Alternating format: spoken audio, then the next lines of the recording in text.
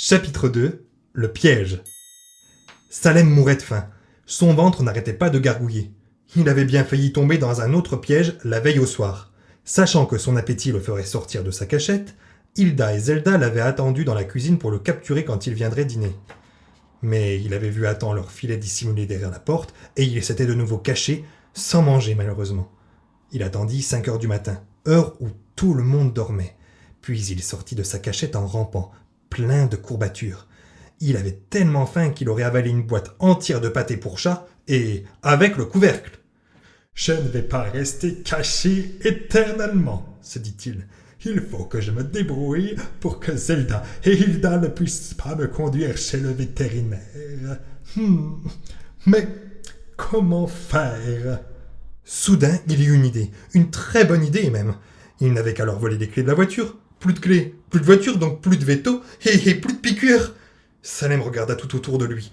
Le sac de Hilda était posé sur le piano. Hop! Il y monta d'un bond, puis il s'approcha sur la pointe des pattes et sortit les clés du sac avec ses dents. Il se rendit ensuite dans le grand placard de l'entrée et, grimpant sur un tabouret, il retira les clés de Zelda de la poche de son manteau. Pour être sûr que les sorcières n'aient aucune possibilité de partir, il alla chercher le trousseau de secours dans le tiroir du bureau. Il s'assit alors à côté du tas de clés et réfléchit. Sa queue remuait, signe d'intense concentration. Où cacher ces maudites clés ? Le tiroir à bazar. Même en jetant un sort, elle ne parviendrait pas à les retrouver dans ce fouillis. Salem prit toutes les clés dans sa gueule et les emporta dans la cuisine. Puis il sauta sur le plan de travail et les jeta dans le tiroir. Voilà, maintenant il allait pouvoir manger. Il sauta à terre près de sa gamelle. Vlan! Un grand filet s'abattit sur lui. Hilda et Zelda avaient jeté un sort sur sa gamelle. Mais Salem ne se faisait pas trop de soucis. Il commença par savourer son dîner, puis se coucha en rond et s'endormit. De toute façon, Zelda et Hilda ne trouveraient jamais les clés à temps pour se rendre chez le vétérinaire. Et elles rateraient l'heure du rendez-vous.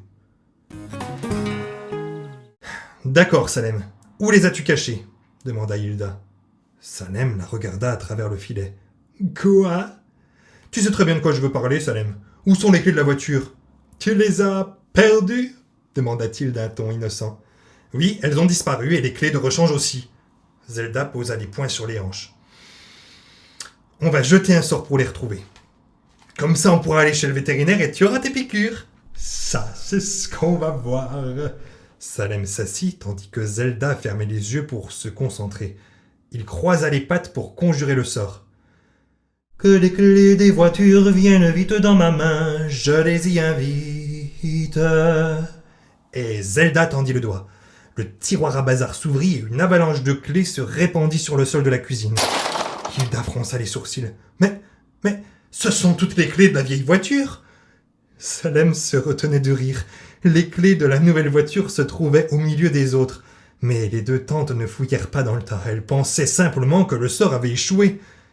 « Tu dois t'être trompée, Zelda. Laisse-moi essayer, décida Hilda. Et elle se mit à chantonner.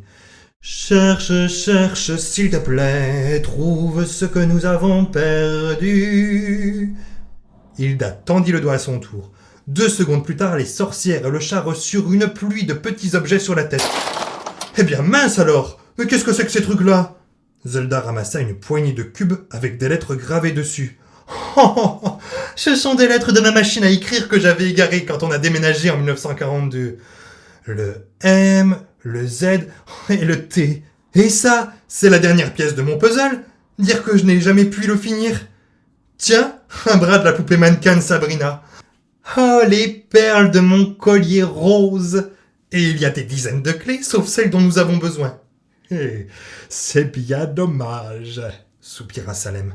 Vous allez être obligé d'annuler mon rendez-vous chez le vétérinaire.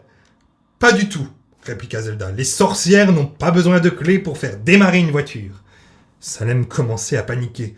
Non, il est déjà trop tard pour être à l'heure. Oui, si nous conduisons normalement, fit Hilda en souriant. Mais avec un coup de pouce magique, on devrait y être à temps. D'ailleurs, on n'a même pas besoin de prendre la voiture finalement. Les poils de Salem se dressèrent sur son dos. C'est tout à fait contraire aux règles du Grand Conseil des sorciers, protesta-t-il. Hilda tendit l'index et Salem se retrouva enfermé dans son panier à chat. 4 forces majeures. Hop, en route, fit Zelda en claquant des doigts. Non hurla Salem. Je déteste les piqûres.